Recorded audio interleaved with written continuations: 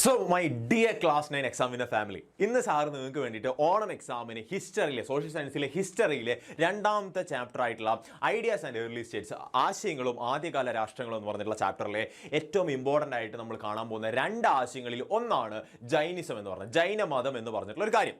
എന്താണ് ആ സാധനം? ഇത് ഇമ്പോർട്ടൻ്റ് ആയിട്ട് ചോദിക്കുമെന്ന് പറഞ്ഞതിന് വേറെ ഒന്നുമല്ല. കാരണം നിങ്ങൾക്ക് ചോദിക്കും എന്താണ് ഗംഗാ സമതലത്തിൽ ആ 6ാമത്തെ സെഞ്ചുറി ആയപ്പോഴത്തേക്കിൽ എന്ത് ആശയങ്ങളാണ് ഉണ്ടായി വന്നിട്ടുള്ളത്.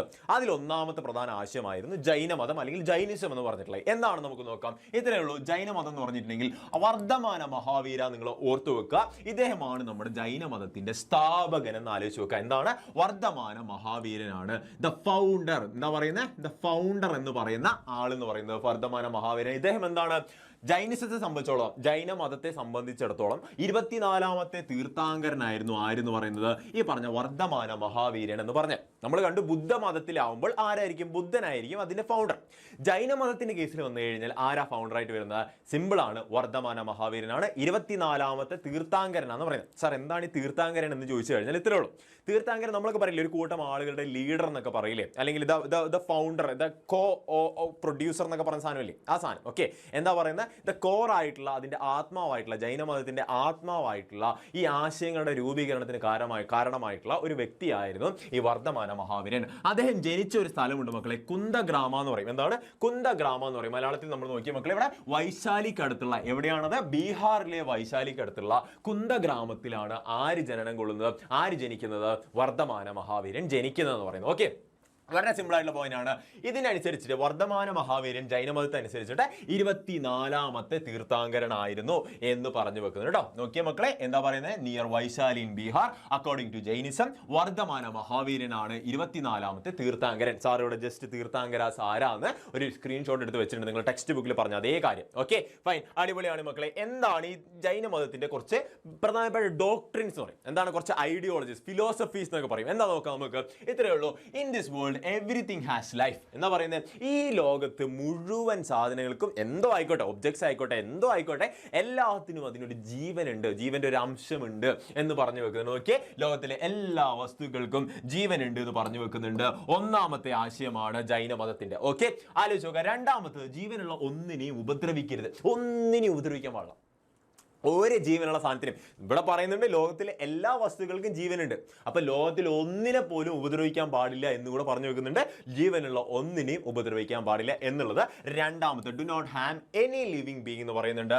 മൂന്നാമത്താണ് birth and rebirth are determined on the basis of karma എന്ന് പറയുന്നത്. കർമ്മ എന്ന് വെച്ചിട്ടുണ്ടെങ്കിൽ നമ്മൾ ചെയ്യുന്ന പ്രവൃത്തി അതിനനുസരിച്ചിട്ട്. ഇപ്പൊ കർമ്മ എന്ന് പറഞ്ഞാൽ നമ്മളിപ്പോൾ നാളെ ഒരാൾക്ക് നമ്മൾ എന്താണ് ഫുഡ് കഴിക്കാൻ പറ്റാത്ത ഒരാൾ ഇവിടെ ഒരു നമ്മൾ കണ്ടു വിചാരിക്കുക, നമ്മൾ എന്ത് ചെയ്യുന്നത്? അദ്ദേഹത്തിന് ഫുഡ് വാങ്ങിച്ചു കൊടുത്തു. അത് നമ്മൾ നല്ല പ്രവൃത്തി. അതിന്റെ ഗുണം നമ്മളെ ബർത്തിലായിക്കോട്ടെ, ജനനത്തിലായിക്കോട്ടെ, പുനർജന്മത്തിലായിക്കോട്ടെ, അതിന്റെ ഒരു ക്വാളിറ്റി, അതിന്റെ ഒരു ഗുണം നമുക്ക് കിട്ടും എന്നാണ് പറഞ്ഞു വെക്കുന്നത്. ജൈനമതം കൊണ്ട് ഇത്ര ഉദ്ദേശിക്കുന്നുള്ളൂ. ജന്മവും പുനർജന്മവും നിശ്ചയിക്കപ്പെടുന്നത് കർമ്മത്തിന്റെ അടിസ്ഥാനത്തിലാണ്, നമ്മൾ ചെയ്യുന്ന പ്രവൃത്തിയുടെ അടിസ്ഥാനത്തിലാണ് എന്ന് പറഞ്ഞു വെക്കുന്നത് കേട്ടോ. ഓക്കെ, അത് കിട്ടി. 3 എണ്ണമാണ്. ഇത്രയും കാര്യങ്ങളുണ്ട്. സാർ അതിന് ഇംഗ്ലീഷ് കൂടെ പറഞ്ഞിട്ടുണ്ട്. ബർത്ത് ആൻഡ് റീബർത്ത് ഓർത്ത് വെക്കാട്ടോ. ആ 2 പോയിന്റ്. ബർത്ത് ആൻഡ് റീബർത്ത് എന്തിന്റെ അടിസ്ഥാനത്തിലായിരിക്കും? സിമ്പിൾ ആയിട്ട് പറഞ്ഞാൽ കർമ്മത്തിന്റെ, പ്രവൃത്തിയുടെ അടിസ്ഥാനത്തിലായിരിക്കും. അത് കൂടാതെ തന്നെ നോക്കിയാൽ മക്കളെ, denying the authenticity of the Vedas. അന്ന് നമുക്കറിയാം 6ാമത്തെ സെഞ്ചുറിക്ക് ആയപ്പോഴത്തേക്ക് ആ ഒരു കാലഘട്ടത്തിൽ വേദ കാലഘട്ടത്തിന്റെ അവസാനത്തെ, വേദകാലത്തിന്റെയൊക്കെ ഒരു പീക്ക് സ്റ്റേജ് ആയിരുന്നു അല്ലേ.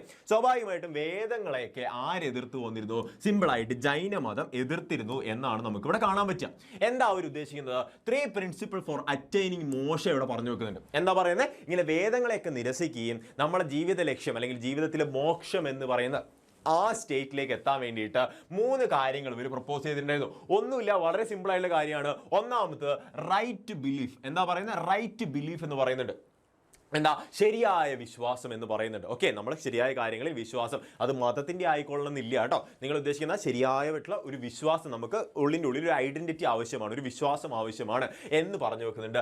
രണ്ടാമത്തേതാണ് റൈറ്റ് നോളജ് എന്ന് പറയുന്നത്. എന്താ റൈറ്റ് നോളജ് എന്ന് പറഞ്ഞാൽ? ശരിയായ അറിവ് എന്ന് പറയുന്നത്. ശരിയായ അറിവ് എന്നുകൊണ്ട് ഉദ്ദേശിക്കുന്ന ഇത്രേ ഉള്ളൂ, നമുക്ക് കിട്ടുന്ന ആ ഒരു വിവരങ്ങൾ കൃത്യമാണോ അല്ലയോ എന്ന് തിരിച്ചറിയാനുള്ള ഒരു കഴിവ്. ഓക്കെ, നമുക്ക് ശരിയായിട്ടുള്ള അറിവ് നമ്മൾ നേടിയെടുക്കുന്നുണ്ടോ എന്നുള്ളതാണ് റൈറ്റ് നോളജ് കൊണ്ട് ഉദ്ദേശിക്കുന്നത്. ആൻഡ് റൈറ്റ് ആക്ഷൻ എന്ന് ഉദ്ദേശിക്കുന്നത് നമ്മൾ ഇങ്ങനെ കിട്ടി. ഓക്കെ, നമ്മൾ ശരിയായ വിശ്വാസത്തിൽ അടിയുറച്ച് വിശ്വസിച്ച് നിൽക്കുന്നുണ്ട്, നമുക്കായിട്ടുള്ള വിശ്വാസം നമ്മൾ വിശ്വസിക്കുന്നുണ്ട്, പോരാത്തിന് കൃത്യമായിട്ടുള്ള അറിവുകൾ നമ്മൾ നേടുന്നുണ്ടെങ്കിൽ അവസാനമായിട്ട് നോക്കിയാൽ റൈറ്റ് ആക്ഷൻ എന്ന് പറഞ്ഞു നോക്കേണ്ടത് ശരിയായ പ്രവൃത്തി എന്നുകൊണ്ട് നമ്മൾ നേരത്തെ കണ്ടു. ഒരാൾക്ക് നമ്മൾ ഫുഡ് ഇല്ലാത്ത ഒരാൾക്ക് ഫുഡ് വാങ്ങിച്ചു കൊടുത്തു. ശരിയായ ആക്ഷൻ, പ്രവൃത്തി, നമ്മൾ നമ്മളെ വർത്താനം പ്രവൃത്തി രണ്ടാവാതിരിക്കാം, എപ്പോഴും ഒരേപോലെ ആയിരിക്കുക, വിശ്വാസവും നമ്മൾ ചെയ്യുന്ന പ്രവൃത്തിയും ഒരേപോലെ ആയിരിക്കുക എന്ന് പറഞ്ഞു വെക്കുന്നുണ്ട്. അപ്പോൾ ഇത്രയും കാര്യങ്ങൾ മാത്രം ആലോചിച്ചാൽ മതി മക്കൾ.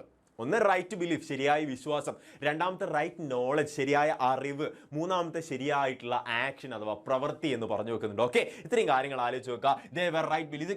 ഇത് അറിയപ്പെടുന്നത് ത്രിരത്നാസ് എന്നാണ്. എന്താണ്? ത്രിരത്നാസ് എന്നാണ് അറിയപ്പെടുന്നത്. ആ പോയിന്റ് എൻ്റെ മക്കൾ ആലോചിച്ച് വെക്കുക. കൃത്യമായിട്ട് എന്താണെന്ന് മാത്രം എൻ്റെ മക്കൾ മനസ്സിലാക്കി വെക്കുക. ശരിയായ വിശ്വാസമായിക്കോട്ടെ, ശരിയായ അറിവായിക്കോട്ടെ, ശരിയായ പ്രവർത്തനമായിക്കോട്ടെ, ഇത് ത്രിരത്നാസ് എന്നറിയപ്പെടുന്നുണ്ട്. ഓക്കെ, അത് പോയിന്റ് കിട്ടി. ഇനി എൻ്റെ മക്കൾ ആലോചിക്കേണ്ടത് ഒരു പോയിന്റ് ഇവിടെ ജസ്റ്റ് ഒന്ന് ആലോചിച്ച് നോക്കുക. ഏത് ഭാഷയിലാണ് കമ്മ്യൂണിക്കേറ്റ് ചെയ്യുന്നുണ്ട്? ഓക്കെ, ഇപ്പം നമുക്കറിയാം അന്നുണ്ടായിരുന്ന ഭാഷ മലയാളം ആയിരിക്കില്ല, തമിഴായിരിക്കില്ല, സംസ്കൃതം ആയിരിക്കില്ല. അന്നുണ്ടായ ഭാഷയുടെ പേരായിരുന്നു പ്രാകൃത് എന്ന് പറഞ്ഞത്. എന്താണ് പ്രാകൃത് ലാംഗ്വേജ്? പ്രാകൃത് ലാംഗ്വേജിലായിരുന്നു നമ്മുടെ മഹാവീര സാധാരണ ആളുകൾക്ക് ആയിട്ട് എന്ത് ചെയ്തത് സിമ്പിളായിട്ട് കമ്മ്യൂണിക്കേറ്റ് ചെയ്ത് അദ്ദേഹത്തിൻ്റെ ആശയങ്ങൾ എന്ത് ചെയ്തു പ്രചരിപ്പിച്ചതെന്ന് പറയുന്നുണ്ട്. ഓക്കെ, ആ പോയിന്റ് കിട്ടി. അടുത്തൊരു മെയിൻ പോയിന്റ് ആണ് മക്കളെ, എങ്ങനെയാണ് കൃത്യമായിട്ട് ഇവിടെ നോക്കിയ മക്കളെ, അക്കോർഡിംഗ് ടു ജൈനിസം കൃത്യമായിട്ട് സന്യാസിമാരായിക്കോട്ടെ അല്ലെങ്കിൽ കന്യാസ്ത്രീകൾ, അവിടെ സ്ത്രീകളും ഉണ്ട് പുരുഷന്മാരും ഉണ്ട് കേട്ടോ. Monks and nuns were suppose to observe 5 vows എന്ന് പറയുന്നുണ്ട്. 5 vows എന്ന് വെച്ചിട്ടുണ്ടെങ്കിൽ സിമ്പിൾ ആയിട്ട് പറഞ്ഞു കഴിഞ്ഞാൽ പ്രതിജ്ഞകൾ. ഓക്കെ, അവർ ജീവിതത്തിൽ പാലിക്കേണ്ട കുറച്ച് പ്രതിജ്ഞകളുണ്ട്. ഇത്രയേ ഉള്ളൂ. Don't kill anything, don't lie എന്ന് വെച്ചിട്ടുണ്ടെങ്കിൽ നുണ പറയാൻ പാടില്ല, ഒന്നിനും കൊല്ലാൻ പാടില്ല, അതുപോലെ കട്ടെടുക്കാൻ പാടില്ല എന്ന് പറയുന്നുണ്ട്. സിമ്പിൾ ആയിട്ട് ഒരു പ്രോപ്പർട്ടി അവർ എന്ത് ചെയ്യാൻ പാടില്ല, ഓൺ ചെയ്തെടുക്കാൻ പാടില്ല, സ്വന്തമായിട്ട് സ്വത്തവകാശം ഒന്നും അവർക്ക് പാടില്ല. അതേപോലെ തന്നെ പ്രാക്ടീസ് സെലിബസി എന്ന് പറയുന്നുണ്ട്, ബ്രഹ്മചര്യം അനുഷ്ഠിക്കുക എന്നത് കൂടി പറഞ്ഞു വെക്കുന്നുണ്ട്. ഓക്കെ, ഒന്നാമത്തെ കള്ളം പറയാൻ പാടില്ല, രണ്ടാമത്തത് ഒന്നിനും കൊല്ലാൻ പാടില്ല, മൂന്നാമത്തെ ഒന്നും മോഷ്ടിക്കാൻ പാടില്ല. അടുത്ത് നോക്കിയാൽ മക്കളെ സ്വന്തമായിട്ട് പ്രോപ്പർട്ടിയും കാര്യങ്ങളൊന്നും സ്വന്തമായിട്ട് അവർ അറ്റൈൻ ചെയ്തെടുക്കാൻ പാടില്ല, സ്വന്തമായിട്ട് സ്വത്തൊന്നും അവർ കയ്യിൽ വെക്കാൻ പാടില്ല. അതേപോലെ തന്നെ സന്യാസ ജീവിതത്തിൽ ഏറ്റവും പ്രധാനമാണ് ഈ സെലിബസി, ബ്രഹ്മചര്യം എന്ന് പറയുന്നത്. ഓക്കെ, കല്യാണമൊന്നും കഴിക്കാതെ അങ്ങനെ ബ്രഹ്മചാരിയായിട്ട് ജീവിക്കുക എന്നുള്ളത് കൂടെ പറഞ്ഞു വെക്കുന്നുണ്ട്. ഓക്കെ, എങ്ങനെ സംഭവിച്ചപ്പോൾ മക്കളെ, ലേറ്റർ 2 sects ഓഫ് വെയർ ജൈനിസത്തിനെ പിന്നെ രണ്ടായിട്ട് ക്ലാസിഫൈ ചെയ്തെന്ന് പറയുന്നുണ്ട്. ഒന്നാമത്തത് ശ്വേതാംബരാസ് എന്നും രണ്ടാമത്തത് ദിഗംബരാസ് എന്നും. ഇത്രയും നിങ്ങൾ ആലോചിച്ചാൽ മതി. ജൈനമതത്തിനെ രണ്ടായിട്ട് ക്ലാസിഫൈ ചെയ്തിട്ടുണ്ട്. ഒന്ന് ശ്വേതാംബരാസ്, അതുപോലെ തന്നെ രണ്ടാമത്തത് ദിഗംബരാസ് എന്ന് പറഞ്ഞിട്ടുള്ള 2 ഗ്രൂപ്പ് ഓഫ് ആളുകളായിട്ട് ജൈനമതം ക്ലാസിഫൈ ചെയ്തിട്ടുണ്ട്. ഇവിടെ നോക്കിയാൽ മക്കളെ, the principle of non violence, ahimsa എന്ന് പറയുന്നത്. ഓക്കെ, അഹിംസ എന്ന് പറയുന്നത് കൃത്യമായിട്ട് emphasised by Jainism has influenced the Indian philosophy. ഇപ്പോൾ നമുക്കറിയാലേ, നമ്മൾ സ്വാതന്ത്ര്യം നേടിത്തുന്ന ഗാന്ധിജിയുടെ അല്ലെ, മഹാത്മാഗാന്ധിജിയുടെ ആശയം എന്തായിരുന്നു? നോൺ വയലൻസ് ആയിരുന്നു, അഹിംസ ആയിരുന്നു. അപ്പോൾ സ്വാഭാവികമായിട്ട് മക്കളോട് ചിന്തിക്കേണ്ട ഒരു പോയിന്റ് ഉണ്ട്. ഇവിടെ അഹിംസ അല്ലെങ്കിൽ നോൺ വയലൻസ് എന്ന് പറഞ്ഞ ആശയം ജൈനമതം തന്നെ കൊണ്ടുവന്നിട്ടുണ്ട്. അപ്പോൾ അതിന്റെ ഇന്ത്യൻ ഫിലോസഫിയിൽ, ഇന്ത്യൻ സാഹിത്യത്തിൽ, ഇന്ത്യൻ തത്വചിന്തയിൽ കൃത്യമായിട്ടൊരു സ്വാധീനം ചെലുത്താൻ എന്തിനെ കൊണ്ടായിട്ടുണ്ടെന്ന് പറയുന്നത് ഈ പറഞ്ഞിട്ടുള്ള നോൺ വയലൻസിനെ കൊണ്ട് സാധിച്ചിട്ടുണ്ട് എന്ന് പറഞ്ഞു വെക്കുന്നത്. ഓക്കെ, ആ പോയിന്റ് മാത്രം ആലോചിച്ച് നോക്കുക. ജൈനമതത്തിനെ രണ്ടായിട്ട് തിരിച്ചിട്ടുണ്ട്, ശ്വേതാംബരനും ദിഗംബരനും എന്ന് പറഞ്ഞിട്ട് രണ്ടായിട്ട്. ഓക്കെ, എത്രയേ ഉള്ളൂ മെയിൻ ആയിട്ട്. ഇനി നമുക്ക് ബുദ്ധമതം കൂടെ എന്താണെന്ന് നോക്കണം. 2 മെയിൻ ആയിട്ടുള്ള പോയിന്റ് ആണ്, 2 മെയിൻ ആയിട്ടുള്ള ആശയങ്ങളാണ് 6th century പറഞ്ഞു വെച്ചിട്ടുള്ളത്. സ്വാഭാവികമായിട്ട് ജൈനമതം എന്താണെന്ന് എൻ്റെ മക്കൾക്ക് കിട്ടിയെന്ന് വിചാരിക്കുന്നു.